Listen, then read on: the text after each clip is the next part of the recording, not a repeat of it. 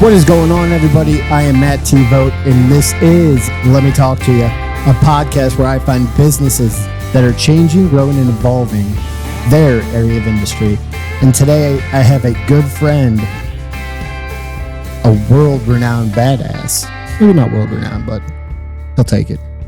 And a hell of a fucking real estate agent. I have my buddy, Zach Fagas. What's going on, guys? Appreciate you having me on, man. Hell yeah, man. So if you guys know that beautiful, adoring face, you probably listen to the Zach and Pat show as well. So Zach, tell the people a little bit about yourself so we can get a base level. Yeah, sure.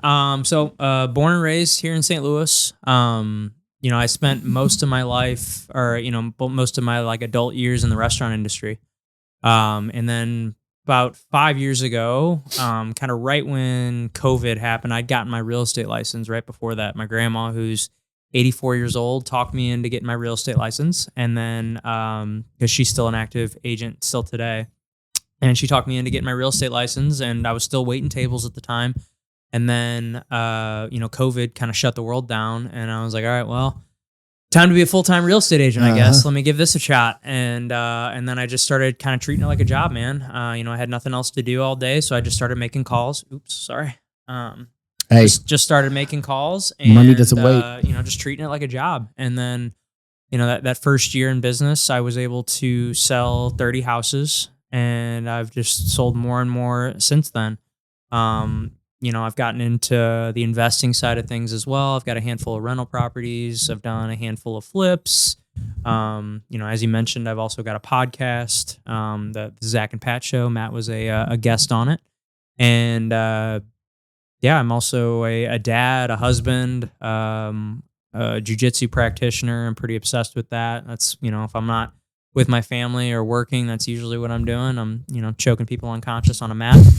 Or attempting to, so I've got a couple competitions coming up, so I'm getting ready for those. But yeah, that's a little bit about me.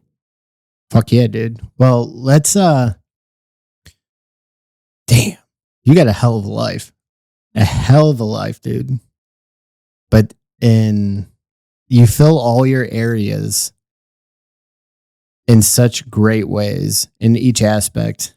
You're growing. It doesn't sound like there's any downtime for Netflix or, any of the things that a quote unquote normal person would do, I guess. I mean, bro, I watch my fair share of Netflix shows and stuff. We gotta, that's what me and my wife do to wind down at night. I wouldn't say I'm like 100% work all the time. I mean, I work more than I'm not working for sure. But, at the end of the night, it's usually how I wind down, with just a little TV, because really, honestly, I always say the only time I can really relax is kind of after 9 o'clock usually. Cause I know that's kind of when I know that people aren't going to be calling me usually about real estate. Well, I mean, most of the time people are, that's something I've gotten a lot better at over the last year is kind of setting some boundaries, because really my first couple years in the business, I would respond and answer and take call. It didn't matter. I would work all the time, but, having kids, I've got a 2.5-year-old and a 10-week-old at home. And that's kind of changed my perspective on things for sure. And it just has changed my, I guess perspective is the right word. Because I used to just work all the time and it was it felt like it was just all work all the time. Mm-hmm. And over the last, 2 years, I've realized that I can't live my life like that if I want to be a great dad too, because I realize I gotta be present when I'm at home. Cause, whenever I am home, I do try to give my family my full attention, and, and sometimes that's not taking the call if it comes in and calling them back, when the boys go down for bed at 7:30 or whatever. But dude, rightfully so. It caused some issues between me and my wife for a while, because I had a really hard time turning it off. And that's something that, it's still a work in progress, because it's my natural inclination to answer the phone when it rings and please the person on the other side of that phone. And, I've talked about it on my podcast before, but after spending 10 years in the restaurant industry, I'm definitely a people pleaser, and I generally, I always want to make that person happy. And it can bite you in the butt. And it does. There's a fine line between that and letting someone walk all over you. And I realized that, it's okay to have boundaries. It's okay to set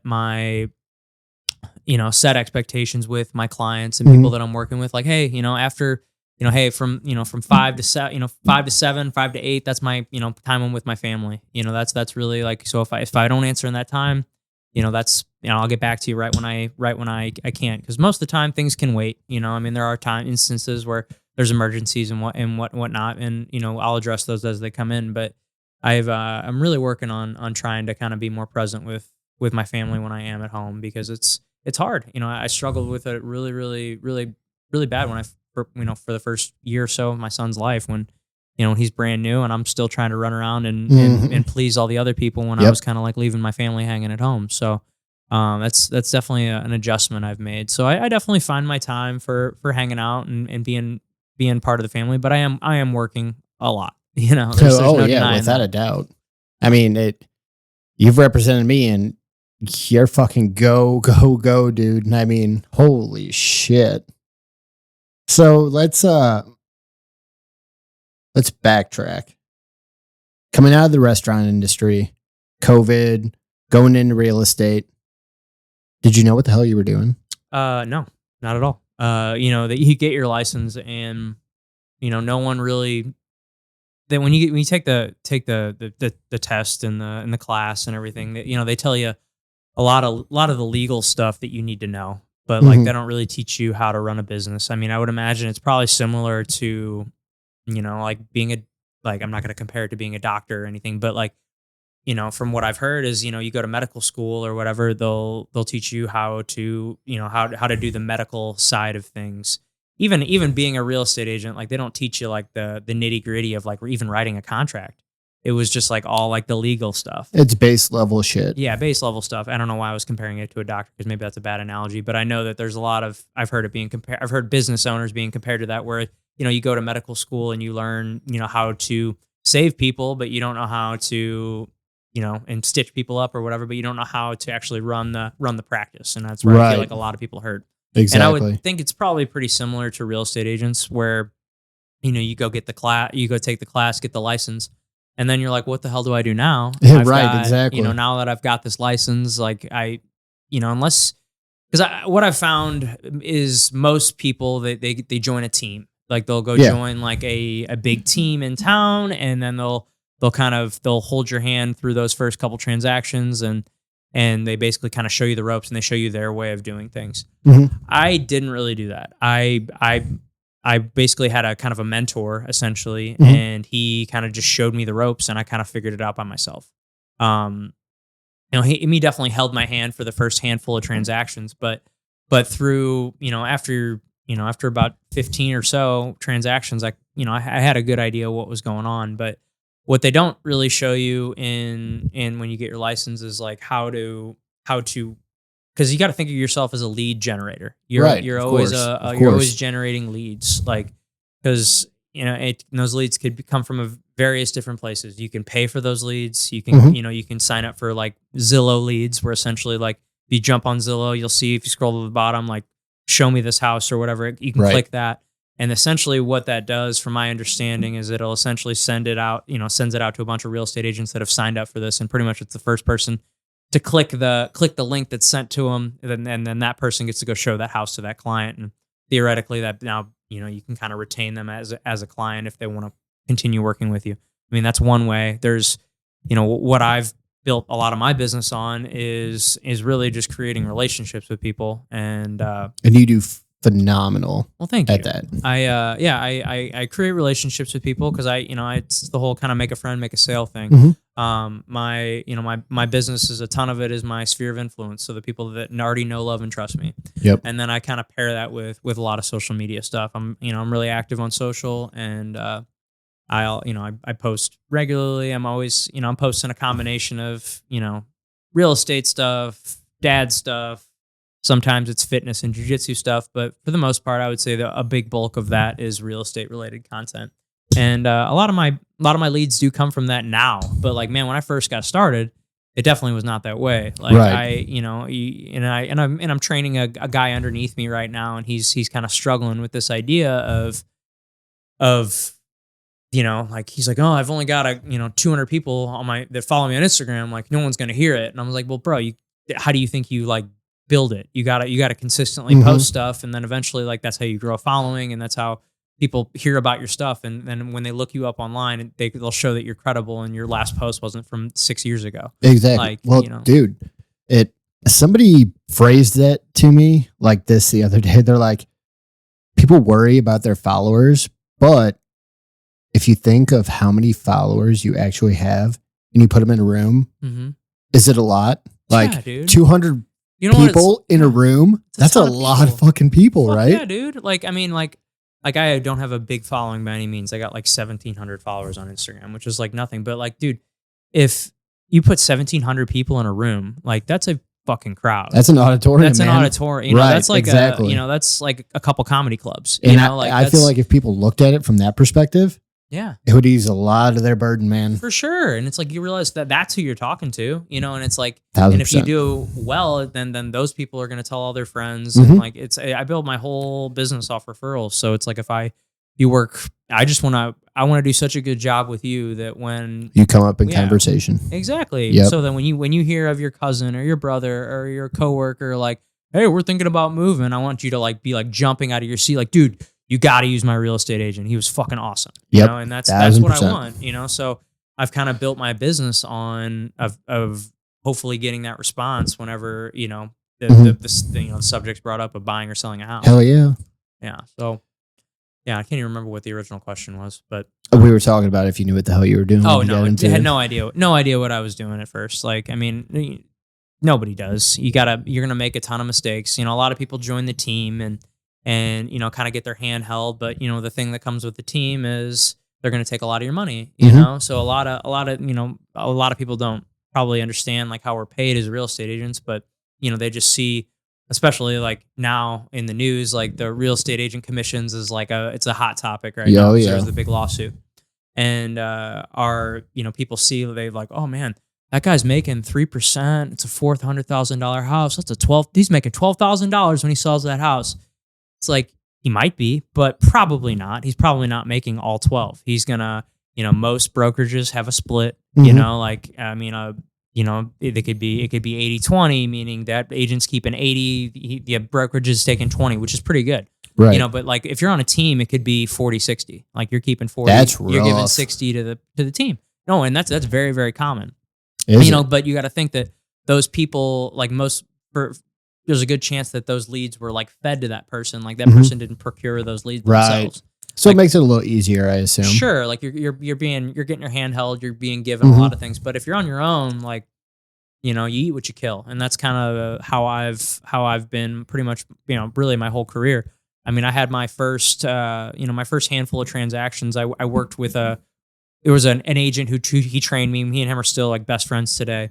Alex Fairbanks, shout out to Alex out in California. He's selling the multi-million-dollar houses out there now. He's killing it. But he was, when he was making that transition out to California, he was still trying to run a business here. So him and I would kind of work leads together. Yep. So like if that person was reaching out to him because they thought he was still here, and he was kind of playing like a game for a little bit where a lot of people, he didn't really let people know that he wasn't here, and he just was never around, and I was always just there. Right. I mean, obviously everybody knows that now, but like at the time he was like kind of keeping it secretive because he was like, oh, I don't know if they'll want to use me if they know I'm in California. But really it was him and I just kind of tag teaming stuff together for really that first year. Like I said, I did 30 transactions that first year, and I want to say it was like 12 of those were like 50-50 with him. That's him and how him and I would work it. We basically like split it in half because I was the one here doing all the like the physical work, like the one driving around showing the houses, doing all like the foot, the one physically being here, boots on the ground. But when it came to like writing offers and doing all the negotiating and just the process of selling a house, buying a house, that's where he, knew way more than me. So, right. He kind of held my hand through that, was really good about like letting me do things, but like kind of overseeing it and making sure that I wasn't fucking anything up. and it worked really, really well. And him and I did that for really the first year, and then we've kind of moved it into a more referral basis now. But that worked really well for and that was a great way to start, because he, it wasn't, we weren't on a team. We just basically had this agreement that you're a solo agent, I'm a solo agent, and let's fucking do it. This is our, but he's not here, so he needs me, and I don't know what the fuck I'm doing, so I need him, and that was a great way to go, and him just kind of show me the way, which was cool. That's cool. So after him and after that section of time, what'd you transition to? It's still kind of where I'm at now, man. And I've just been kind of riding the wave and increasing my business more and more every year. Are you still 50-50 with him then? No. Well, that's why I'm trying to. No. We're like, so it's real common in the real estate industry to pay out referral fees. Mm-hmm. So like, for example, like if, there's a guy in Indiana, if someone calls me and says like, hey, I'm moving to Indiana. Mm-hmm. Like I know real estate agents all over the country. Like there's a network within my company. Like I can call and figure out who's a good agent, where they're moving, interview them. And then basically, like, all right, well, you're selling your house here, but you're looking to buy a house in Indiana. Well, I called, 10 different agents, interviewed them all. I thought this guy was the best.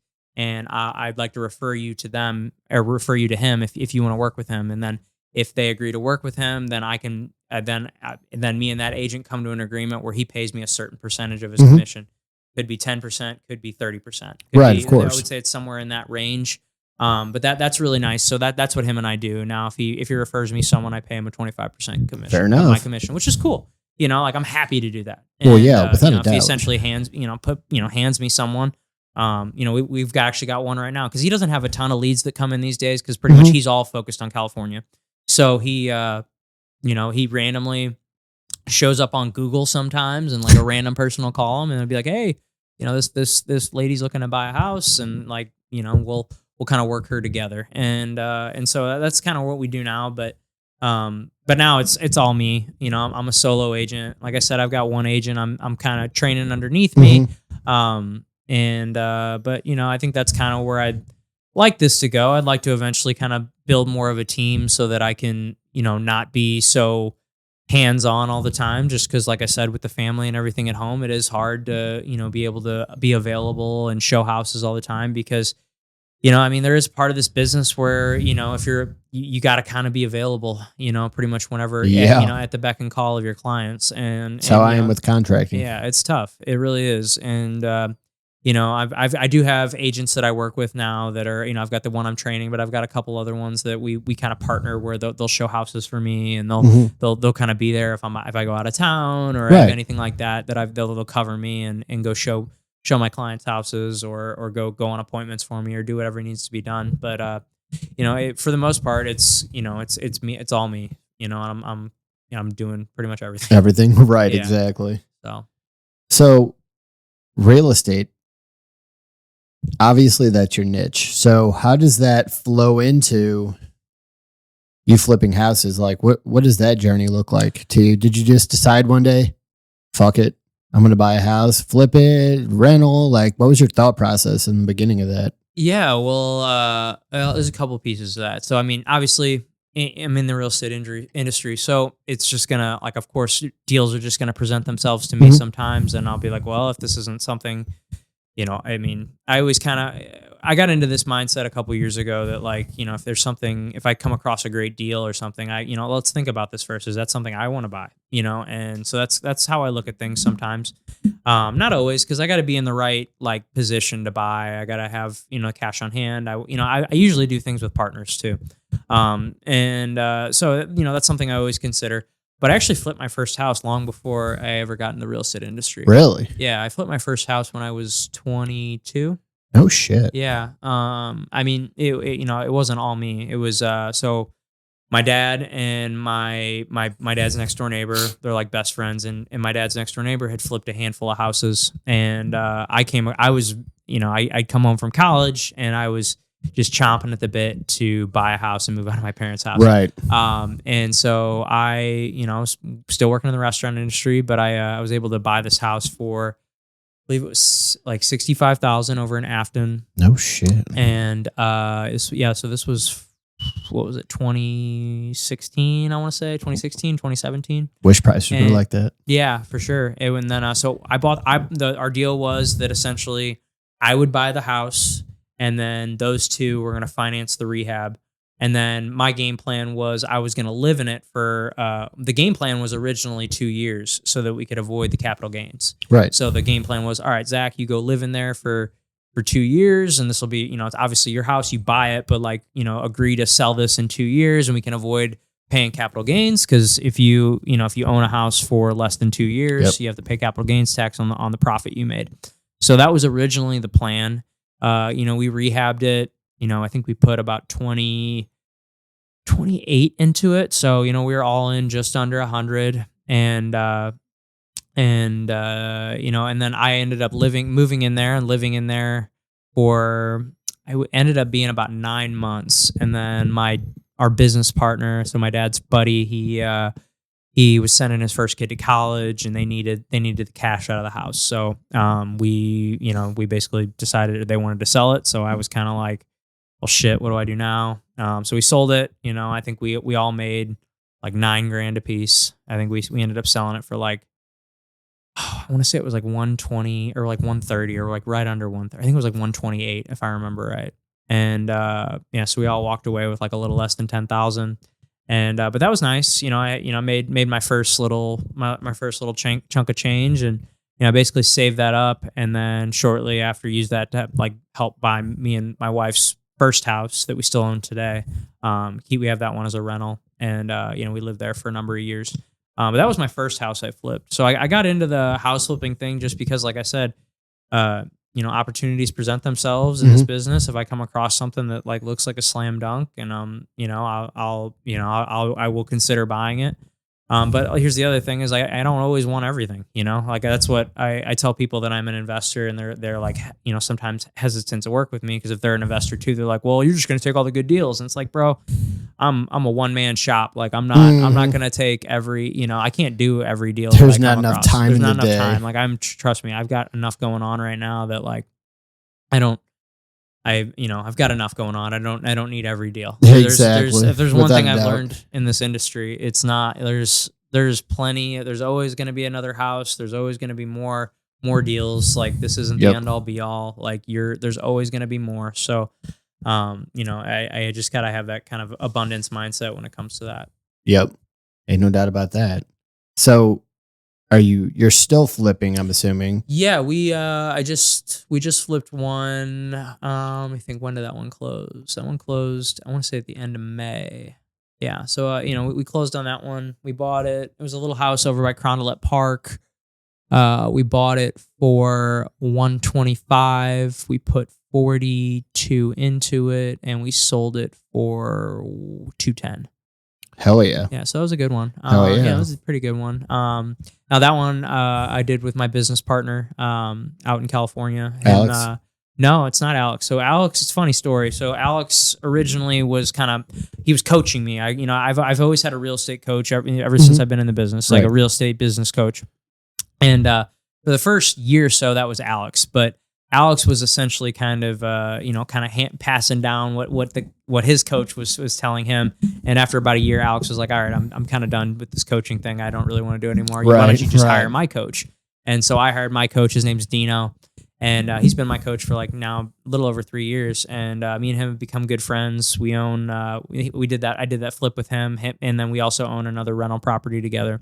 And here in St. Louis that I found, and he wanted to invest. And he's kind of been more of the money. He's the money spreadsheet guy is how I like to refer to him as, because he's I always say he's like the king of spreadsheets. And that's, if there's one thing I've learned with real estate investing, like, I think it's at least for me, I've realized it's best if I have a partner. I mean, I own some properties by myself, but I do like the ones that I own with a partner, just because it's for a number of reasons.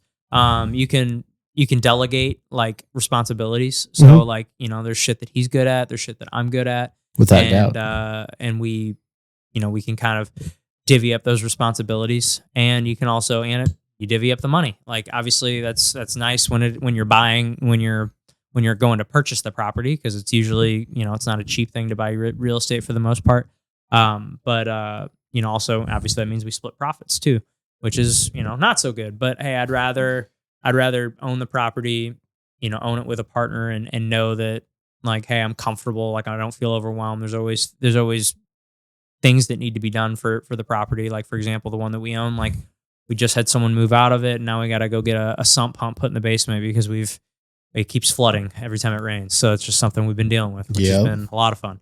But finally we got a 3-week stint essentially where no one's in there. So we're going to get all these repairs done. Then we got someone moving in, in about 2 weeks. So, quick turn. Lots of fun for, So we do, I've got 2 of them. I do the midterm rental is what we call it. Where essentially I rent property, like, think of it like an Airbnb, but with longer stays from anywhere from 1 to 6 months. Is that what Murph is doing?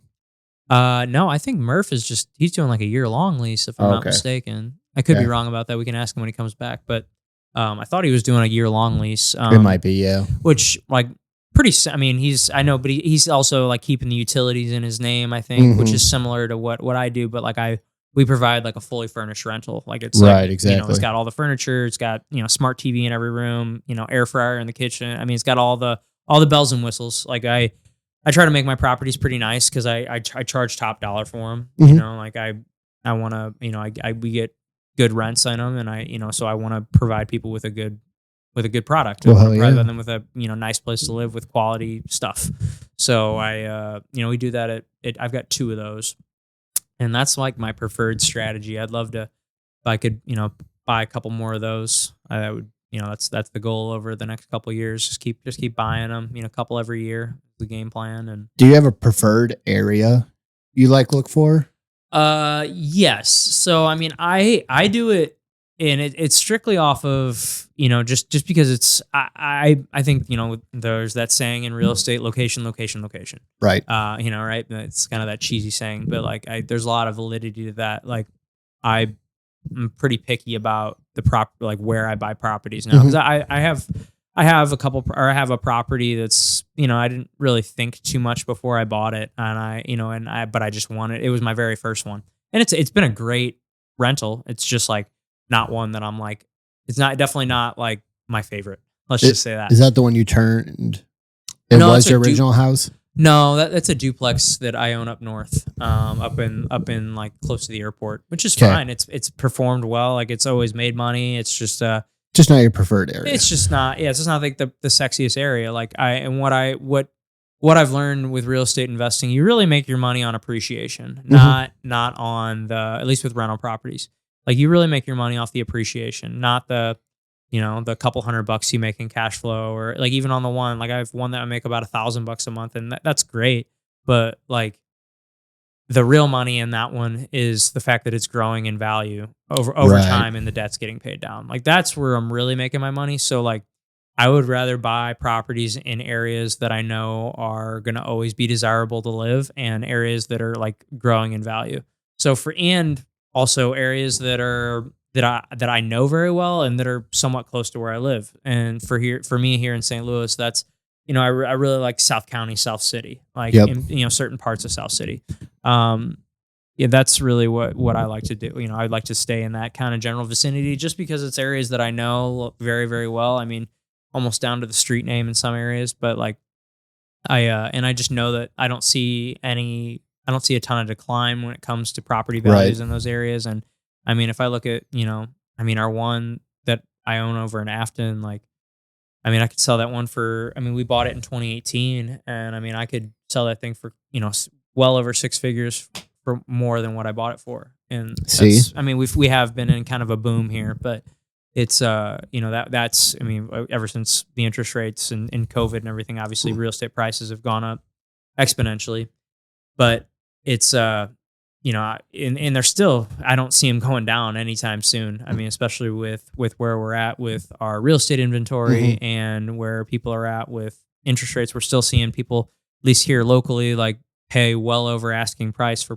houses. And when that keeps happening, it's just going to make the real estate prices continue to rise. Yep. So, that's good things for all of us that own real estate. For you folks out there that don't own any yet, the bummer, but I'd get in the game and start playing because it's only going to get more expensive. You ain't kidding about that.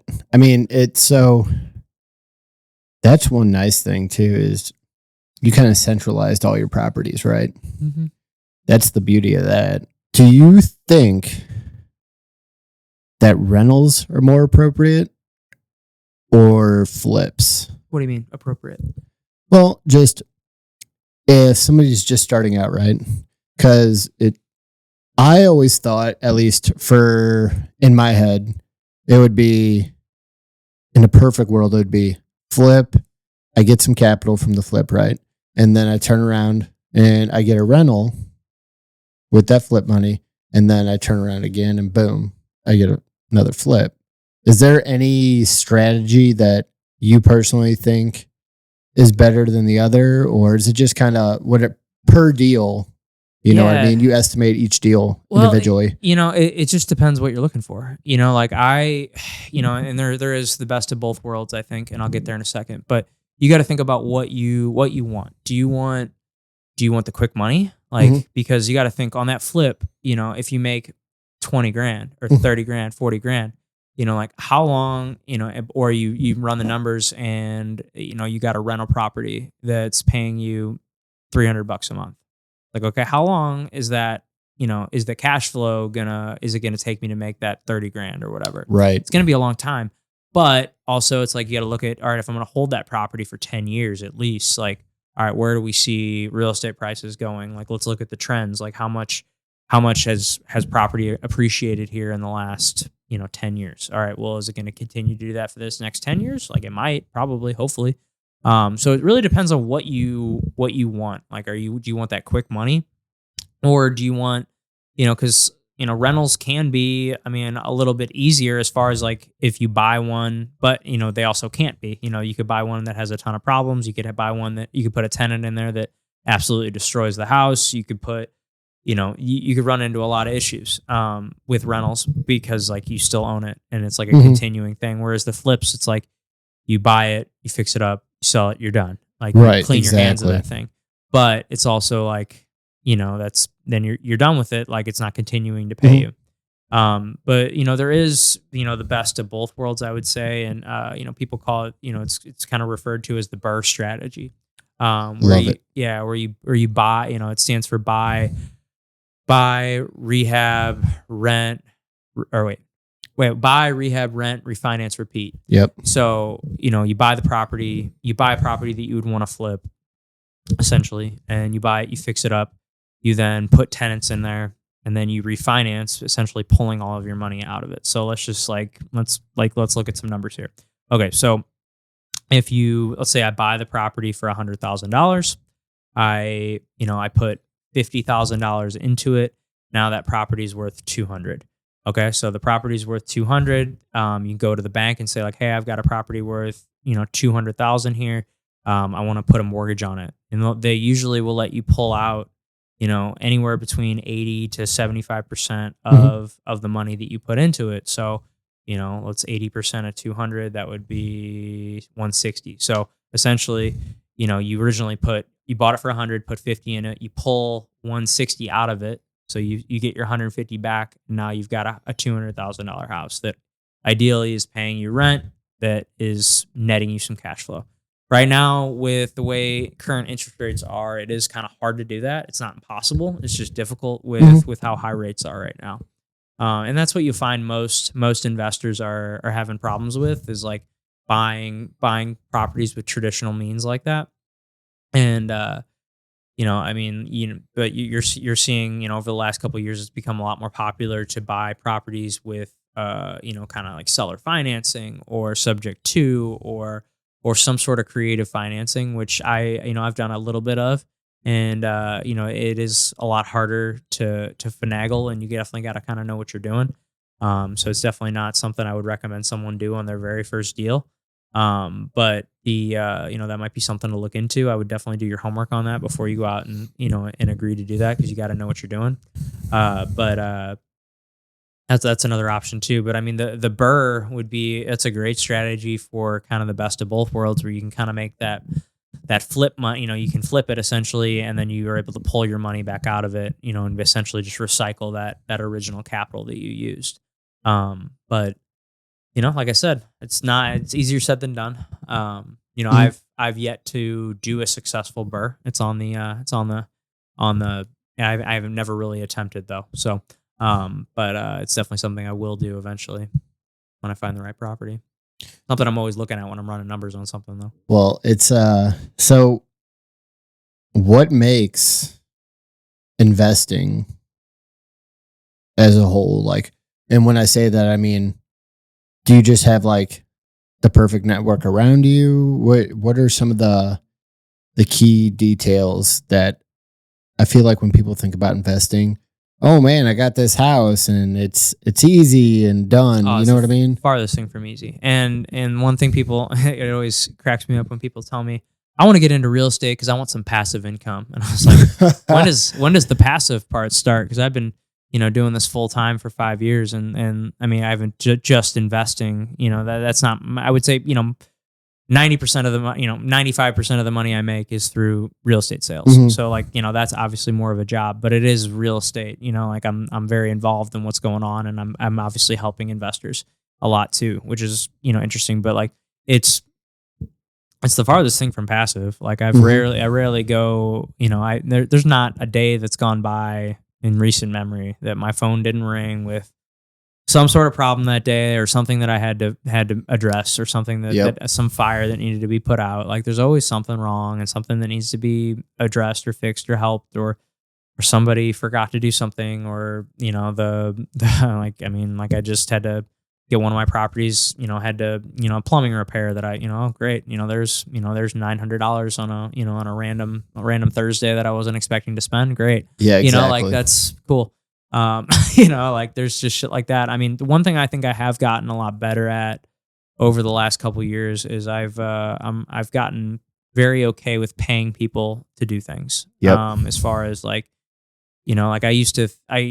I grew up, my parents are, very well off, and I didn't grow up like hurting, in a family like that we were hurting for money by any means, but like my parents are definitely very frugal, and and I grew up with that sense of like, oh no, I can do that. I'm not going to pay someone to do that. Exactly. I can do that. And I was always trying to save a dollar here or there. And over the last couple of years, I've become very okay with paying people to do things that I don't want to do, or things that I shouldn't even say just that I don't want to do or can't do. It's something that like, all right, sure. Let's just say like painting, for example. Mm-hmm. Sure. Could I go paint my house? I certainly could. I'm very capable. I've painted several houses. I painted a lot of my own flips. Actually, this is a better example. The most recent flip that I was telling you about, like that was the first flip that I did where I was not in there working. Like, right. Whereas all the other flips I had done previously, like I was the one in there swinging hammers, painting walls, doing hanging cabinets, putting toilets in, like doing all the shit.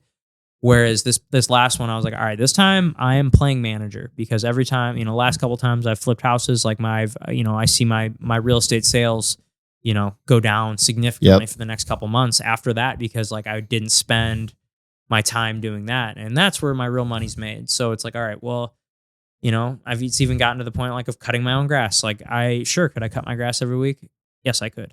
But like I don't like to, and is that time that I'm spending doing that, could I be doing something else that like makes me more money? Probably. Like on a Saturday or Sunday, like is it more beneficial for me to go out and show a handful of houses or cut my grass? It's like I'd rather go show the houses, because like that's that could make me a lot more money than cutting the grass, than the money I would spend on the grass. So that's something I've gotten very okay with recently, over the last year or two, where I've become very okay with paying people to do things, and not seeing that as like such a like, oh, I'm just losing money by paying that guy to do that, or paying the guy, like, sure, can I fix the thing at my house? Sure, I can, but can I spend, it's going to take me 3 times as long, and the job's not going to look as good because I don't do that for a living. Yep. It's like like one of my best friends is a painter. It's like, sure, can I paint? I can paint, but like, can I pay him to paint? And it's going to be done in 4 times as fast, and probably end up looking way better when it's done than when I did it. And 1000%, and I'm sure you can relate to that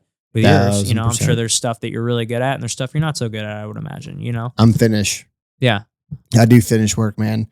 That's my it's what I yeah, since the last time I saw you, I mean I've really locked everything down on what I do. I'm not gonna waste my time trying to do something when I know I can have somebody come in and do it way faster, way more efficiently, and it'll keep everything on schedule, right? Because our time's valuable, right? So if I have, sure, can I replace the toilet? Can I do all the plumbing stuff? Can I do outlets? Can I do hanging lights? Yeah. But do I have the ability to deal with permits as quickly and efficiently as the electrician does for the electric side of things or the plumber for the plumbing side of things? No. That's what they do every day. When somebody does something every single day, they become really extremely efficient at it. It's about time, right?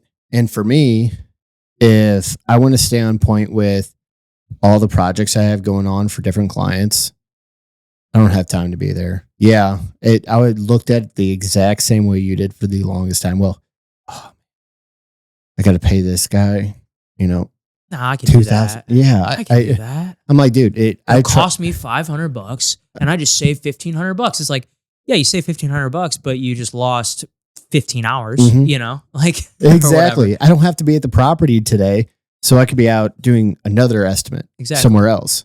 That's what's going to make me money. Right. So instead of losing out on that job that can net me way more money, I'm sacrificing my time to be here to install a toilet or do something.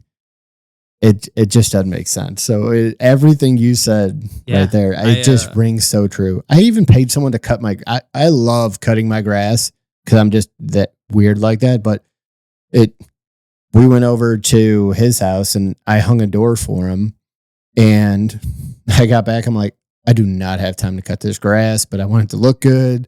I called my buddy. I'm like, hey, dude, I will give you money right now. I'm like, will you just come cut my grass? I'm like, I'm sure you're slammed, but he's like, yeah. By the time we got back, he was in my front yard cutting lawn. Yeah. Done. Yeah, dude. It feels good. God, so much. Not have to do it. I mean, it's, Alex taught me, really early on in my real estate career, it was like, all right, focus on dollar producing activities. Like what makes you money? Like, all right, well, for me, it's talking to people that want to buy, sell, or invest in real estate. That's what really makes me money. Yep. It's like, okay, making friends, creating relationships with people that are looking to buy, sell, or invest in real estate. Okay, well, how much, how do I spend more of my time doing that? Well, it's not worrying about the business card or setting up the LLC or, working on the email signature or whatever it is. And it's focusing on or getting out in front of people looking to buy, sell, or invest. I was like, okay, well, how do I do that? When I first got started, it was making stupid social media posts. It was a ton of cold calling. Like I did a shitload of that. Like when I first was in the business, like basically calling neighborhoods, letting them know about a recent house down the street that had sold. That was essentially the script that I would use is like, because I'm sure everybody that's listening has probably gotten a call from somebody, like, hey, I want to buy your house. Like, and you probably hang up on them because that's what happens 9 out of 10 times. But, what I always tried to do, and people would still hang up on me, but, you call them and you let them know like, hey, I don't want to buy your house. Or I don't want to sell your house. But, I do, but I'm not. Right. I didn't say it like that. I said, hey, that's not why I'm calling. I'm calling to let you know. I'm not calling you because you want me to come. I want to sell your house, which I eventually would. I would love to sell your, I would love to help them is what I always say. Right. But I, circle. I was calling to tell you, I was calling to tell you, hey, there's a house down the street from you that just sold. It sold for this, I just thought you'd want to know. Just calling the neighborhood, trying to let you know of like what's going on in your neighborhood. Cause you might not know the house down the street from you just sold for $300,000 when, and you bought yours for $200 3 years ago, and you're like, "Fuck, I might want to cash out." Maybe we bought it at a great time. Without a doubt. Like who knows? You never know. That might change that person's mind, and then then you're there. And I always just offered to help. How can I help? And that's kind of what I did a lot at first. So getting out in front of people that and focusing on those dollar producing activities. So like for your business, that's probably going out and estimating jobs or meeting networking and because that's a lot of this business is it's people, you know, you gotta, dude, that's all it is. It really is. I feel like that's every business. It's literally people make business so hard. And I feel like it just comes down to people. Just be friends with fucking people, man. Mm-hmm. Right? Be likable. Yeah. I mean, look, I don't market. I'm word of mouth. And I've been doing this for 5 years. I can pay my bills. I must be doing something right. Yeah. You know what I mean? So it's just the people thing, man. I mean, everything else is just a plus. And like you said, it doesn't matter about your fucking LLC. It doesn't matter about your business card. I mean, yeah, it looks good. It makes you more approachable, I guess, in some aspects. It makes you feel cool. Yeah, you know? It makes you feel important. Like, exactly. Oh, I've got this now. But like, is that really, what's that really doing for you? Well, yeah, without a doubt. It's not doing anything. Without a doubt. And that's what somebody was actually talking to me about doing a podcast. And I told her, I'm like, look, you can do as much or as little as you want. I'm like, I didn't have to buy this mic or that or set up any of that bullshit. I mean, none of that matters. It's really what the content you produce. That's all that wholeheartedly matters, right? Yeah. Because I mean, we could be in a fucking dungeon. You know, Murph would probably bitch because he'd had to fucking edit the shit out of that because the echoing and shit. But if I'm putting out good content and we're delivering, then we're good.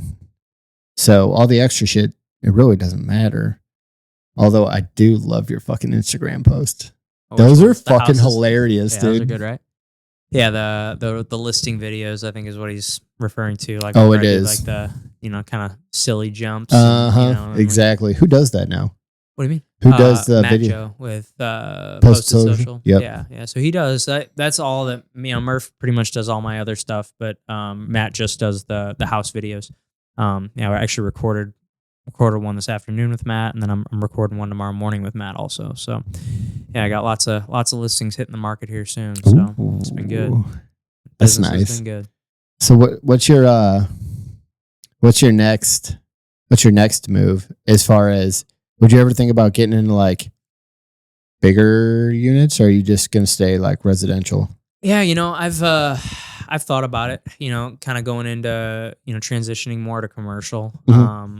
And the big difference from what I see when it comes to commercial real estate or selling commercial real estate versus selling residential real estate, you're doing a lot less deals, mm-hmm. Because these big deals that are, multiple millions of dollars, like, are going to pay you what for example, like if it's a $5 million house, it's like me selling, or a $5 million apartment complex or a office building or whatever the fuck it is. A $5 million house, that's like me selling, what is that? 25 250s, mm-hmm. Or whatever. And so a lot less work, but like the deals take, that deal could take a year to close, No so shit. It's like, oh yeah. Yeah, those big like apartment complex deals, like just your inspection period is like typically, I want to say, I could be wrong on this, but like I know my buddy Lee, I think they do like a 90-day due diligence. Holy shit. Usually. So it's like, that's 3 months where I got my time to like really look into the property, crazy. So it's like, so things get very drawn out and can take a lot, there's a lot of stuff that goes into mm-hmm. it. So, that's something I've thought about, like, but man, I don't know, the residential space has been pretty good to me, and I've definitely kind of gotten my niche there. And mm-hmm. as my business has gone on, my price points have gone up significantly. Like, tomorrow, the house I was at earlier today, that's the biggest listing in my career, which I'm very excited about. But as obviously I'm paid on a percentage. So mm-hmm. if the house is more expensive, then I make more money. Well, yeah. So, if I can get more of those, and that's really my long-term goal. Or I really don't see myself going into commercial, at least as of right now, just because I'm pretty happy in residential, and it's been really good for me, and I think I've found my niche.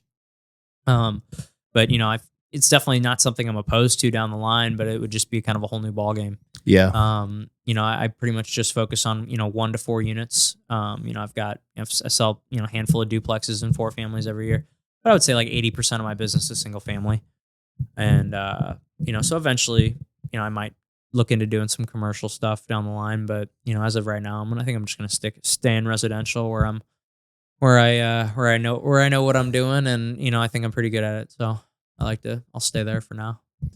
Investing. Would you ever switch to commercial on investing too? Certainly. Yeah. My kind of one of my mentors, his name's Lee Fjord. He's been on our podcast. He's crazy. When I met Lee, he had, I met him in 2020. Him and Alex, a guy I keep referencing, were like best buds.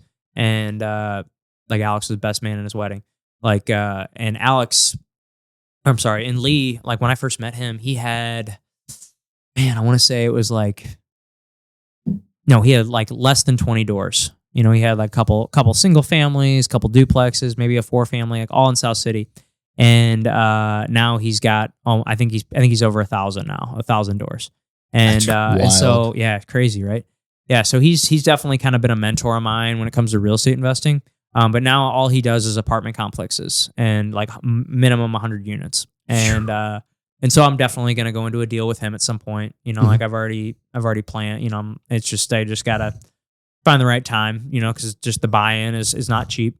How much does that look like? A minimum's 50. Yep, I figured. You got to put 50 in. And it's like it's got to be the right time. It's definitely something I want to do.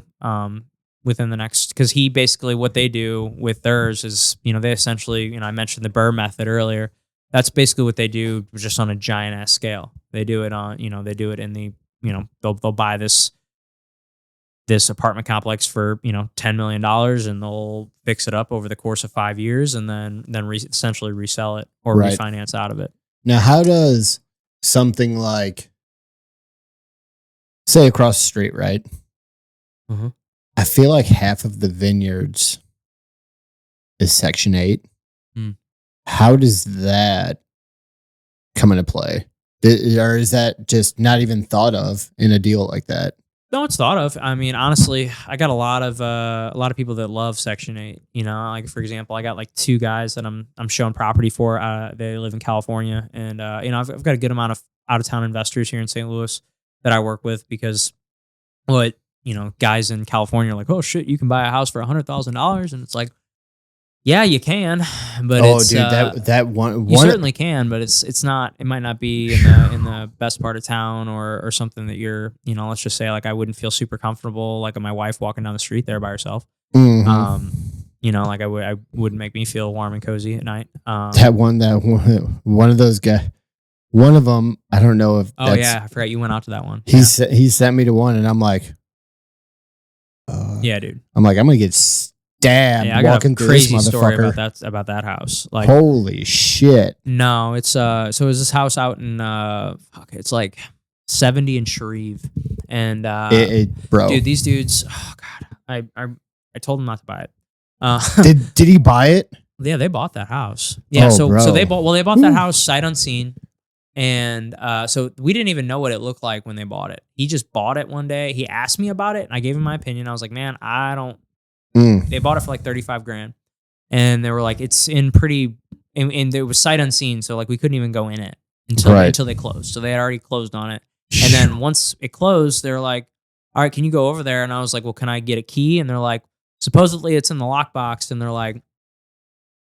And it was in there, but they didn't have the lockbox code. So they're like, all right, well, we own the house now. So they're like, well, can you just, get the key out of the lockbox? So like, I essentially had to like break into this house. Mm-hmm. And once I break into it, I'm literally up to my knees in trash in there. And I don't remember what point you saw it. They're up to my knees in trash. The basement probably had like 4 inches of water sitting in the whole basement. There's like open sky in the back of the house. Mm-hmm. The backyard like looked like a little forest that hadn't been cut in years. That's what I saw. And I look at this thing and I'm like, you guys bought this for $35,000. Like top of the market over here is like 100. You can maybe this thing fixed up. You can maybe sell it for 120, maybe 130. But like, good luck rehabbing this thing for. There's no way. Like. Okay, if you put $100,000 in it, you're breaking even. Yeah, exactly. And like this house needs probably more than $100,000 because it was a duplex that they converted into a single family. Single, yeah. And it was just and half the houses on the street were boarded up, and he was on me. Yeah, where I was going with the story, but yeah, the day that I broke into that, there's a bunch of people, like guys sitting on the front porch across the street, and they like all watch me break into this house. And so I'm like, fuck, I'm sketched out. They're used to it. Yeah, I know. But they watched me break in. So they watched me break into this house. So I'm like a little sketched out by that. But then when I'm about to leave, all of a sudden I notice like behind my truck, there's a little shitty pickup truck pulled up right behind mine, and there's 3 guys sitting in the front seat, essentially like on the front bench seat, with the car running right behind my car. And I'm like, fuck, like what are they doing? Like, and I'm sitting there watching it. I'm like watching them for a couple of minutes, and they're just sitting there. So I just say, fuck it, and run to my car, just walk pretty fast paced to my car, get in and peel off. But it was definitely like sketchy because I'm in a really rough neighborhood. There's guys basically sitting behind my car, and I just broke into this house. Like, it was just a bad situation. And I was like, I got to get the fuck out of here. But that was and then I was like, man, if I ever come up here, I'm bringing someone with me again, because I was like, I just do not like. I did. Yeah. I was like, I didn't have my gun. I was like, this is bad. Like, there's a lot of things that oh my God, were going wrong there that I was not feeling comfortable with. So, that was a weird situation with that house. I forgot you went up there. Yeah, the fucking door was open. Yeah. I pull up with my buddy, and I got my gun. I'm like, all right, well, guess we got to go in this motherfucker. Hopefully there's nobody in here, because I know that'd be a bad day from them. Yeah, and I'm like, I text the guy. I'm like, hey, dude, like, this door's wide open. He's like, oh, it shouldn't be. I'm like, well, it is. I'm like, so, it. But hopefully nobody's in here, because then we're gonna have an issue. Sure. And I'm gonna have to, like, I don't know, run like a screaming girl. Yeah. Because I really don't want to have to shoot somebody, but it is what it is. Yeah, dude, that, holy shit, that was just a fucking. He's like, we're gonna find the other kitchen, bro.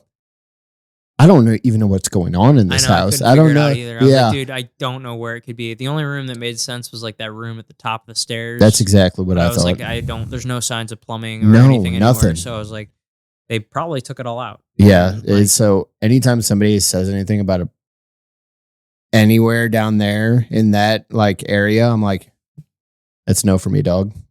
Yeah. There's too many things that could go wrong. And I feel like customers don't like surprises. Contractors don't like surprises. And I feel like those houses are just fucking full of them. Well, yeah, because they're old. Yeah. And they're all like, 80 to 100 years old. But everyone has this cast iron plumbing and it's just like, dude, plaster walls. But everyone sees, stone foundation. Man, $30,000. I'm going to make a fucking killing on this. Yeah. And that's what you think. Yeah, you think that. Uh-huh. That's fucking wild, dude. So these California guys are fucking treating you right then, huh? Yeah, they're I've helped out several of them. They're frequent buyers, which is nice, and they're easy to deal with as far as like they buy a lot of real estate. Like they're not, because like I said, I deal with what we call retail clients, like Susie and Billy looking to buy their house that they're going to go raise a family in. Or I also help a lot of investors. And it's like the big difference between dealing with, the retail buyers is like, okay, there's a lot of emotion involved. Like this is going to be their home. They got to love it. Is it the right school district? And is the backyard right for their kids? Can they put the swing set where they want it? Do they have the ability to put in a pool or whatever it is? Whereas the investors is they look at things like the numbers make sense. Okay, cool. Let's do it. Like there's no less questions, less worries. Like they're not freaking out if like something needs to be fixed, so like that is like the, but on the other hand, like generally those guys are going to want to be buying like $100,000 houses. So It's like, I don't make nearly as much money on that as I do when I sell, Susie and Billy, their $350,000 house. Right. In Lindbergh, Exactly. So it's like, it's a trade-off. So I like to help both because it's like I always like to just have deals going on and money coming in. And so like I help the investors looking for the cheaper houses because it's like it's consistent.